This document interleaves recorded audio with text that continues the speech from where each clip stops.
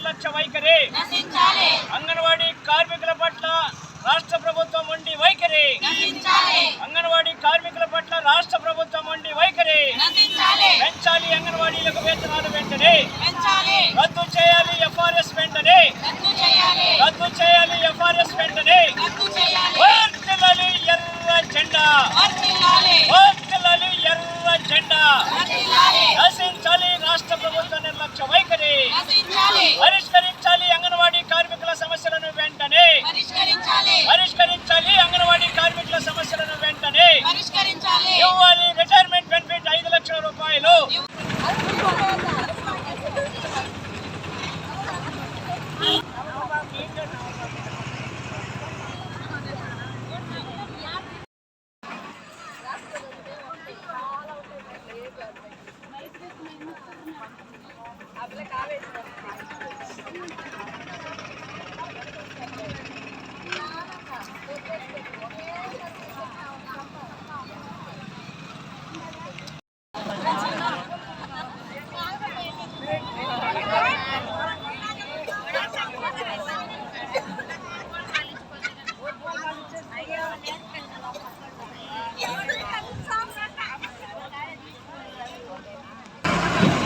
నా పేరు మమ్ములా Begum, IFTU union అధ్యక్షురాలిని.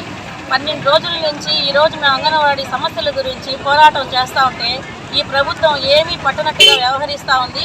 ఈరోజు 12వ రోజు నిరాహార దీక్ష కార్యక్రమం కూడా చేపట్టాము.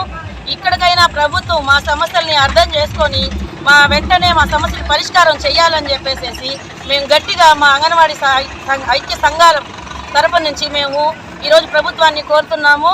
అలాగే ఈరోజు ఇక్కడ చిన్నపిల్లలు ఆహారం లేకుండా అంగన్వాడీ సెంటర్లు ఓపెన్ చేయకుండా చాలామంది పనులకు వెళ్ళే వాళ్ళు కూడా వాళ్ళ పనులు మానుకొని ఇళ్లలో నానా రకాలుగా ఇబ్బంది పడుతూ ఉన్నారు. ప్రభుత్వం ఇది కూడా గమనించాల్సిన విషయము. ఈరోజు ఏంటంటే మా ఫుడ్ కమిషనర్ గారు చాలా అంగన్వాడీల తరపు నుంచి చాలా స్పందించారు. దానికి ధన్యవాదాలు తెలుపుకుంటున్నాము. కనీస వేతనం వాళ్ళకి ఇవ్వాలా అని చెప్పేసి ఆయన కూడా చెప్తా ఉన్నారు. కాబట్టి మన ప్రభుత్వం, మన జగనన్న గారు ఈ విషయాలన్నీ దృష్టిలో తీసుకునేసి మా సమస్యలు వెంటనే పరిష్కారం చేసి మా కనీస వేతనం ఇవ్వాలని చెప్పేసి మేము కోరుకుంటున్నాం. వ్యాప్తంగా ఈరోజు 12వ రోజుకి మా ధర్నా చేరింది. ఈ 12 రోజులకి ఇంతవరకు మాకు ప్రభుత్వాన్ని నుంచి ఎలాంటి సమాధానం రాలేదు. శిశు సంక్షేమ శాఖ మంత్రి ఉషశ్రీ గారికి నిన్ననే తెలిసిందంట, నిన్న సాయంకాలం తెలిసిందంట. శిశు సంక్షేమ శాఖకి అంగన్వాడీలు శిశు సంక్షేమ పరిధిలో ఉంటారని చెప్పని నిన్న సాయంకాలానికి తెలిసిందంట. అంటే 12 రోజుల నుంచి సమ్మె చేస్తామంటే శిశు సంక్షేమ శాఖ మంత్రికి నిన్న సాయంకాలం తెలిసింది ఏది అంగన్వాడీలు శిశు సంక్షేమ శాఖకి వస్తాయని. అంటే గతంలో 4 సంవత్సరాల 8 నెలలు ఆమె మంత్రి పదవిలో ఉంది.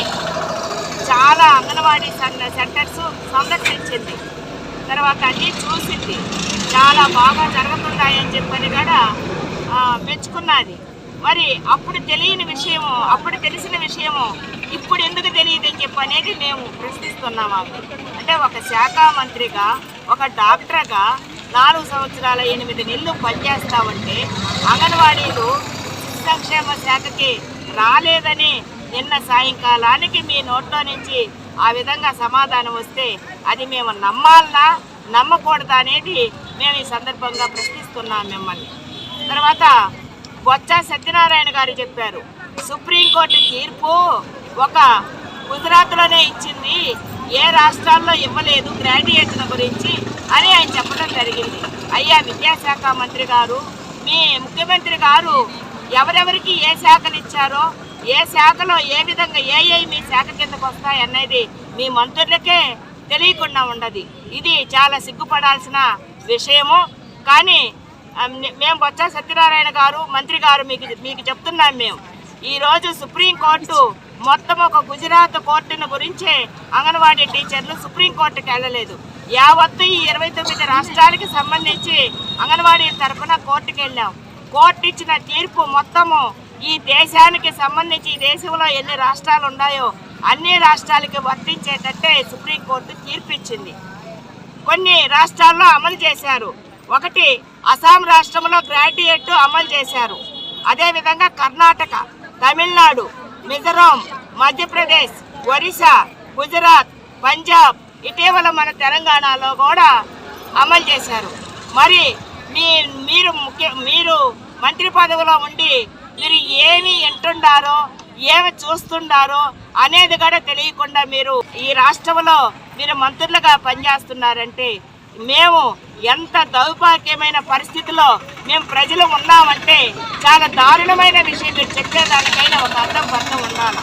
అయ్యా, ఇన్ని రాష్ట్రాల్లో మాకు అమలు చేసి ఉన్నారు, ఈ ఆంధ్రప్రదేశ్లో కూడా అమలు చేయండి. మేము జీతాలు పెంచమంటే డబ్బులు లేవంటారు. అంటే అంగన్వాడీ వాళ్ళు జీతాలు పెంచమంటేనే మీకు డబ్బులు ఉండవా? మరి మీరు జగనన్న పిలుస్తున్నాడు, జగనే కావాలా? మరి ఈ కార్యక్రమాలకి ఎన్ని వేల కోట్లు ఖర్చు పెడుతున్నారు? అందులో 1% మాకు అంగన్వాడీలకి కేటాయిస్తే కనీస వేతనము అమలు చేయగలరు, గ్రాడ్యుయేట్ అమలు చేయగలరు. తర్వాత టీఐడిఎల్కి సంబంధించి 2015 నుంచి మాకు బిల్లులు ఆగితే నువ్వు ఇచ్చిన జీవో ఎప్పటి నుంచి ఇచ్చావు? డిసెంబర్ ఈ నెల నుంచి ఇచ్చావు. మరి 2015 నుంచి ఆగిన బిల్లులు ఎవరిస్తారనేది మేము ప్రశ్నిస్తున్నాం ఈ సందర్భంగా. ఇదే మీరు చేసే పనులు. తర్వాత మినీలు మెయిన్ చేయమని చెప్పినాం, అదే పక్క రాష్ట్రంలో చేస్తున్నారు. మినీలు మెయిన్ 1 నెల సెలవులు ఇవ్వమన్నాం, వేతనంతో కూడిన మెడికల్ లీవులు అడిగాం. మరి అవన్నీ ఏమైనాయి? కనీస వేతనం ఎందుకు డబ్బులు లేవు? రాష్ట్రంలో మీకైతే డబ్బులు ఉంటాయా? మరి అంగన్వాడీలకి పెంచమంటే డబ్బులు ఉండవా?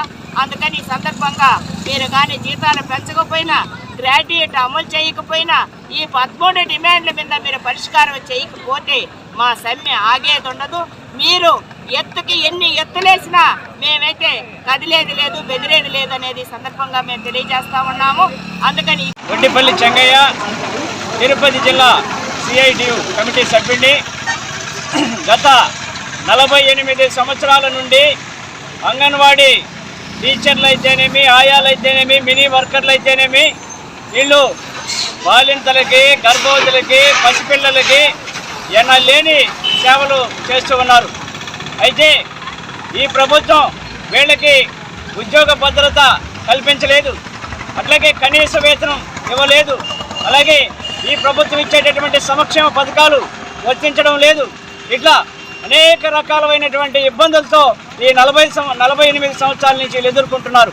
ఇన్ని సేవలు వీళ్ళు చేస్తూ ఉంటే కనీసం వీళ్ళని గుర్తించి కనీసం పెరిగిన ధరలకు అనుగుణంగా వేతనాలు పెంచాలనేటటువంటి ఆలోచన ఈ ప్రభుత్వానికి లేనటువంటి పరిస్థితి. అయ్యా, ఈ ప్రభుత్వానికి ఎట్లా లేదు? ఈ ప్రభుత్వానికి గుర్తు చేద్దాం. మేమేమో ఈ సమస్యలతో బాధపడుతున్నాం, ఈ సమస్యలు ఎదుర్కొంటున్నాం, మాకు వేతనము మీరు ఇచ్చినటువంటి వేతనం సరిపోవడం లేదు, కాబట్టి కనీస వేతనాలు చట్టం ప్రకారం 26,000 ఇవ్వండి. మీరు తెలంగాణ కంటే అదనంగా వేతనం పెంచాలని చెప్పి ఎన్నికలకు ముందు హామీ ఇచ్చారు, కాబట్టి దాన్ని మీరు నిలబెట్టుకోండి, మాకు వేతనం పెంచండి, గ్రాడ్యుయేటీ అమలు చేయండి, రిటైర్మెంట్ బెనిఫిట్ 5 లక్షల రూపాయలు ఇవ్వండి, FRS రద్దు చేయండి అని చెప్పేసి 13 రకాల డిమాండ్స్ వీళ్ళు రోడ్డుకి 12 రోజుల నుంచి సమ్మె చేస్తామంటే రోడ్ల మీద ఉంటే ఈ ప్రభుత్వం నిమ్మకు నీరెత్తినట్లుగా వ్యవహరించడం చాలా దుర్మార్గమైన విషయం, అన్యాయమైనటువంటి విషయం. ఇప్పటికైనా ఈ ప్రభుత్వం స్పందించి అంగన్వాడీ కార్మికుల సమస్యలను పట్టించుకోవాలి, జీతం పెంచాలి, వారు ఎదుర్కొంటున్నటువంటి సమస్యలన్నీ కూడా పరిష్కారం చేయాలని చెప్పేసి మేము ఈ సందర్భంగా డిమాండ్ చేస్తున్నాం. లేదంటే సిఐటియు, IFTU ఇతర సంఘాల ఆధ్వర్యంలో ఆందోళన కార్యక్రమాల్ని ఉధృతం చేస్తామని చెప్పేసి ఈ సందర్భంగా తెలియజేస్తున్నాం.